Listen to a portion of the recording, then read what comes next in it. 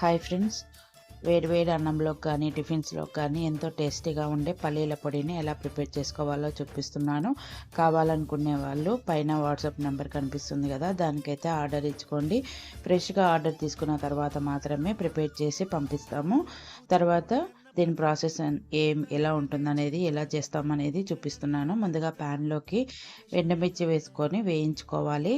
ఏమి oil use చేయకుండానే ఈ ప్రాసెస్ అయితే ప్రిపేర్ చేస్తామండి. చాలా టేస్టీగా ఉంటుంది, ప్లస్ మనకి నిలువ కూడా ఉంటుంది. తర్వాత పల్లీలు కూడా వేసుకొని ఒక 2 కప్పుల వరకు పల్లీలు కూడా వేసుకొని వేయించుకొని పొట్టు తీసుకొని పక్కన పెట్టేసుకోవాలి. ఇవన్నీ పూర్తిగా చల్లారిన తర్వాత ఫస్ట్ ఎండుమిర్చిని వేసి గ్రైండ్ చేసుకోవాలి. తర్వాత పొట్టు తీసుకున్న పల్లీలను కూడా వేసేసుకొని గ్రైండ్ చేసుకోవాలి. దీంతోపాటు వెల్లుల్లి రెబ్బలు, సాల్ట్ కూడా యాడ్ చేసుకొని మంచిగా బరకగా గ్రైండ్ చేసుకుంటే మనకి పల్లీల పొడి అయితే రెడీ అయిపోతుందండి. చాలా టేస్టీగా ఉంటుంది, ట్రై చేయండి.